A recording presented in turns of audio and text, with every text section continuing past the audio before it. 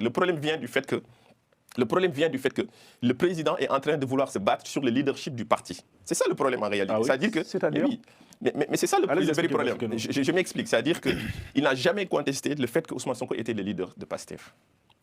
Ça, c'est un fait. Et donc, c'est pourquoi, d'ailleurs, avec ce leadership qu'il a amené au pouvoir, parce que c'est Ousmane Sonko qui l'a désigné pour qu'il soit le candidat. Donc, une fois arrivé au pouvoir, Diomaye n'a pas eu de parti, n'a pas eu de mouvement avant, n'a pas milité dans un autre parti politique. Donc, une fois arrivé au pouvoir, maintenant, il veut garder la coalition. Le PASTEF a pris ses responsabilités pour dire que nous, la coalition, parce qu'on veut éviter, on connaît la politique aussi, on n'est pas dans mais la... il y a un précédent au Sénégal, Benno Bokk Yakaar a duré 12 ans. Pardon? Pour Benno Bokk Yakaar, la coalition de Macky Sall a duré 12 ans. Comparaison n'est pas raison. Ah, Ouais, mais attention, ouais, c'est pas la même chose. C'est pas la même chose. Au Sénégal, la cohabitation au sommet du pouvoir se tend. Ousmane Sonko, Premier ministre et leader du PASTEF, tire la sonnette d'alarme. Malgré des emprunts publics en forte hausse, les infrastructures restent insuffisantes et le pays accuse un retard inquiétant. Face à lui, Bassirou Diomaye Faye, président de la République, se retrouve au cœur de critiques qui pourraient bouleverser l'équilibre politique. Dans cette vidéo, nous analysons les tensions, les désaccords et les enjeux derrière cette rivalité politique au sommet de l'État sénégalais. Il y a plus de 20 000 milliards de dettes qui ont été posées sur le Sénégal. Et aujourd'hui, moi, je me suis amusé ces derniers jours. D'ailleurs, je suis en train de travailler là-dessus, à faire un calcul pour dire que sur les 20 000 milliards de dettes entre 2012 et 2024, donc sur 12 ans, donc ça veut dire que c'est plus de 1100 milliards par année. J'essaie de voir en fait les infrastructures dont on parle, parce qu'on parle souvent d'infrastructures, on a mis de l'argent dans les infrastructures.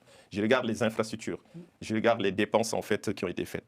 Mais rien que ça, en fait, j'ai du mal à quantifier exactement, je vais terminer parce que je t'ai écouté, j'ai du mal à quantifier sur ces 12 années, si on mettait ne serait-ce que 1000 milliards, 500 milliards par année dans le pays, le Sénégal ne serait pas à ce niveau. Ça, c'est une chose. La deuxième chose... Mais combien le PASTEF a emprunté? Juste une question. Non, je ne suis pas là pour répondre à tes questions.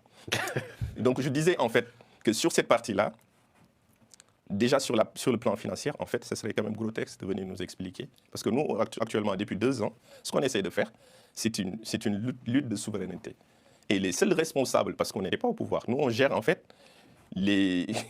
tout ce qu'ils ont fait pendant ces 12 ans, c'est ce qu'on est en train de gérer depuis les 2 ans-là.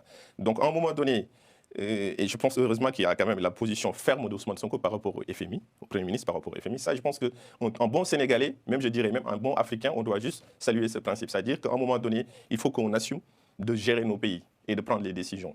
Donc ça, je pense que si on aime le Sénégal, on aime l'Afrique, ça, on doit adhérer à cette position-là. Et on arrive quand même à payer aujourd'hui, et l'échéance qui va arriver, les plus de 300 milliards dont on parle, c'est un eurobond qui a été emprunté par Macky Sall, c'est ton ancien leader, ou ton leader toujours, en 2018, et qu'on va payer de 2026, 2027 et 2028. Donc ce qui grève en réalité tous les plans de financement du Sénégal. Donc nous expliquer pour dire qu'une crise financière, c'est vous les responsables, mais on va gérer, on hérite d'un État. Donc je pense qu'il faut apporter des solutions dans ce cas-là. Moi, tu serais beaucoup plus audible dans ce sens-là si tu nous donnes des solutions, de dire que pour gérer la dette, il va falloir faire c'est pas le sujet. Ça, c'est une chose. Je réponds parce qu'il en a parlé. Et ça, c'est la partie financière. La partie économique dont il parlait, le taux de croissance du Sénégal quand même est un petit peu au-delà de 5%. Donc c'est parmi les meilleurs taux dans la zone. Donc quand on parle ça se reflète dans la panier de la ménagère?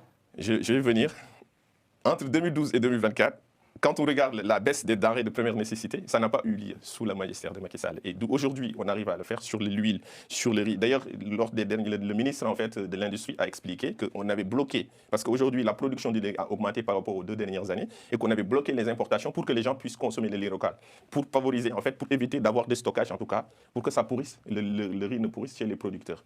On a fait la même chose sur la pomme de terre, on a fait la même chose sur beaucoup de choses. Aujourd'hui, en tout cas, et aussi la balance commerciale du Sénégal pour l'année comparée à l'année dernière est excédentaire. C'est-à-dire qu'on a exporté plus que ce qu'on a importé. Donc il faut regarder les chiffres avant de venir expliquer que sur le plan économique, il y a des choses. C'est-à-dire que moi, là où je suis d'accord avec toi, c'est-à-dire que les efforts qui sont faits, notamment avec le presse, parce qu'on a augmenté quand même les recettes de 700 milliards, 760 milliards. Donc aujourd'hui, quand on regarde le budget, effectivement, le taux de pression fiscale va augmenter. On était à 19%. Aujourd'hui, avec le budget de 2026, on va être à 23% de pression fiscale. Donc on est même au-dessus des normes en réalité. Là, on est sur un autre débat. Non, c'est pas ça le débat. Je te réponds. On est au-dessus en fait des normes de non, tu ne me réponds pas parce que tu as dit que tu n'es pas là pour me répondre. Tu es en train de... On t'a connu être un homme courtois. Terminé dessus, il faut qu'on revienne à l'actualité. Mais je reviens, c'est l'actualité. Sinon, ça rappelle les personnes de... On t'a connu être un homme beaucoup plus courtois que ça. Donc, et la gentillesse de me laisser terminer parce que je ne t'ai pas coupé pendant 10 minutes. Ça, c'est vrai. Voilà. Mais je te pose juste une question. Je t'en prie. Donc, je disais que sur quoi je suis d'accord avec lui, et là, fondamentalement, je pense que tous les Sénégalais sont d'accord, c'est que si aujourd'hui Diomaye et Sonko ne sortent pas de cette situation, c'est les Sénégalais qui seront perdants. Et ça, je suis absolument d'accord. Et tout le monde est d'accord. Toute personne objective est d'accord sur ce point-là. Maintenant, la question, c'est comment s'en sortir. Il n'y a pas 1000 solutions. Parce que le problème ne vient pas, en fait, du projet en tant que tel. C'est-à-dire que de ce qu'il faut faire sur le plan économique, sur le plan financier. Le problème ne vient pas de cela, en fait. Le problème vient du fait que le président est en train de vouloir se battre sur le leadership du parti. C'est ça le problème en réalité. C'est-à-dire que... C'est-à-dire mais c'est ça le vrai problème. Je m'explique. C'est-à-dire qu'il n'a jamais contesté le fait que Ousmane Sonko était le leader de PASTEF. Ça, c'est un fait. Et donc, c'est pourquoi, d'ailleurs, avec ce leadership qu'il a amené au pouvoir, parce que c'est Ousmane Sonko qui l'a désigné pour qu'il soit le candidat. Donc, une fois arrivé au pouvoir, Diomaye n'a pas eu de parti, n'a pas eu de mouvement avant, n'a pas milité dans un autre parti politique. Donc, une fois arrivé au pouvoir, maintenant, il veut garder la coalition. Le PASTEF a pris ses responsabilités pour dire que nous, la coalition, parce qu'on veut éviter, on connaît la politique aussi, on n'est pas dans la... Il y a un précédent au Sénégal, Beno Bokk-Yakaar a duré 12 ans. Pardon? Beno Bokk-Yakaar, la coalition de Macky Sall a duré 12 ans. Comparaison n'est pas raison. Attention, c'est pas la même chose. C'est pas la même chose. Ça fait partie aussi de la tradition politique sénégalaise. Oui, mais c'est pourquoi je dis comparaison, parce qu'en fait, si on commence à comparer, il faut regarder les points de ressemblance et les dissemblances. D'accord? Mais je pense qu'on n'a pas le temps pour ça. Mais je vous disais juste que, quand on regarde, en tout cas, quand Diomaye arrive au pouvoir, il est en train de vouloir monter un mouvement politique. Ça, il n'y a pas de souci là-dessus. Je pense que tout le monde est d'accord. Mais ce dos, en fait, on veut juste qu'il soit clair avec lui. S'il est conséquent avec lui en disant que, OK, maintenant, moi, je ne suis... Parce qu'il est entre les deux, à cheval entre les deux. Et c'est ça qui embête un peu le Sénégalais lambda et moi-même en tant que membre du parti. Donc, je pense que s'il prend la responsabilité de dire que je ne suis plus en phase avec la manière dont on dirige le parti, parce que c'est ça en réalité. C'est pourquoi je parle de leadership du parti. Donc, Ousmane Sonko a son parti, il dirige son parti comme il l'entend avec les organes du parti. Donc ça, on peut approuver oui ou non, mais c'est normal, c'est la vie normale des choses.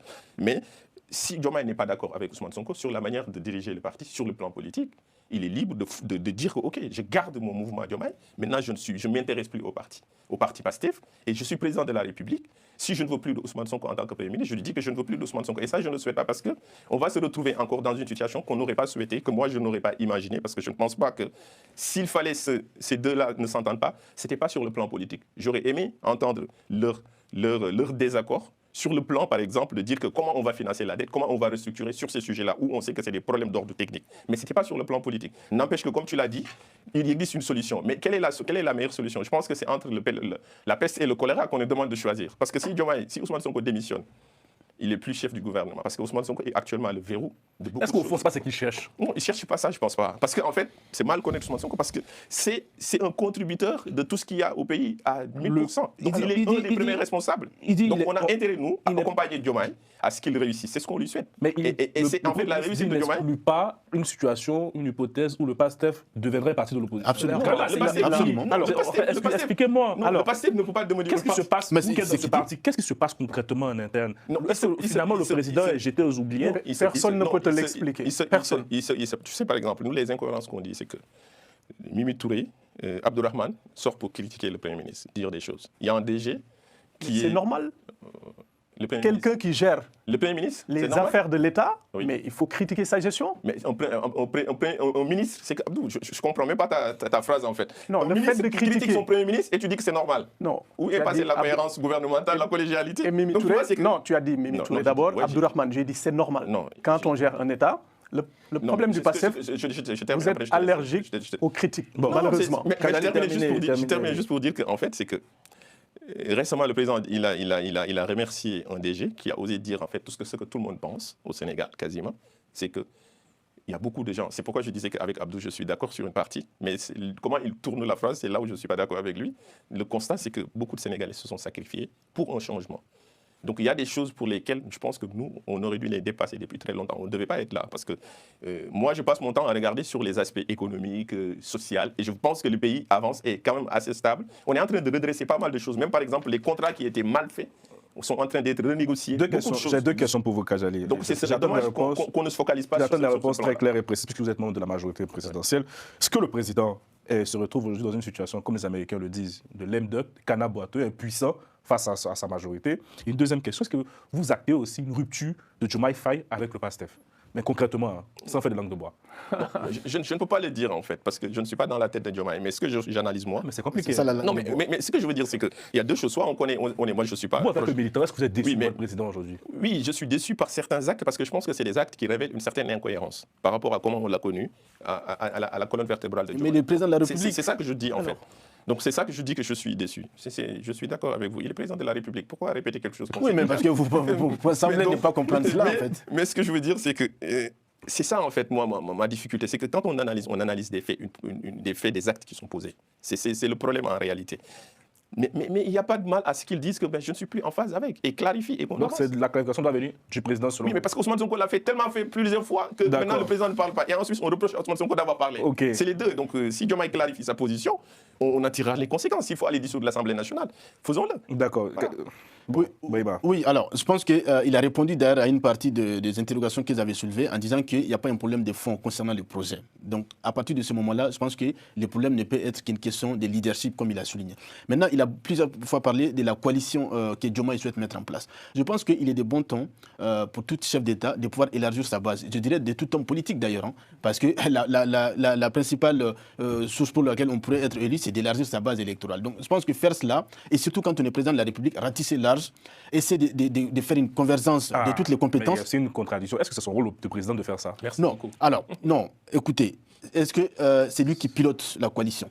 Il y a une coordinatrice, c'est aussi ça, il y a une coordinatrice. Maintenant, moi je pense qu'effectivement, si le président souhaite faire adhérer un bon nombre de compétences sénégalaises à son projet, cela en soi n'est pas un problème. Donc, rupture à partir du moment, non. Il peut nommer. Alors, non, à partir du moment, pas de rupture avec le PASTEF. Pas de rupture avec le PASTEF, d'autant plus que lui-même, en tant que cadre du parti, vient de souligner qu'il n'y a pas de divergence au niveau du projet. Donc à ce moment-là, il n'y a pas de rupture avec le PASTEF. S'ils sont d'accord sur le même projet. Non. Maintenant, l'autre chose qu'on peut... Pour essayer d'avancer. Maintenant, alors, on sait que la dissolution, c'est peut-être une solution lointaine et peut-être même hypothétique. La vraie question qu'on peut se poser, est-ce qu'aujourd'hui, le Premier ministre Ousmane Sonko, c'est probable, moi je le souhaite d'ailleurs. Il y a 2 ans déjà. Moi je le souhaite d'ailleurs. Est-ce que ça sera l'idée de cette émission? Voilà. Maintenant, Ousmane Sonko, est-ce qu'il a toutes les cartes en main pour agir? Je pense que oui.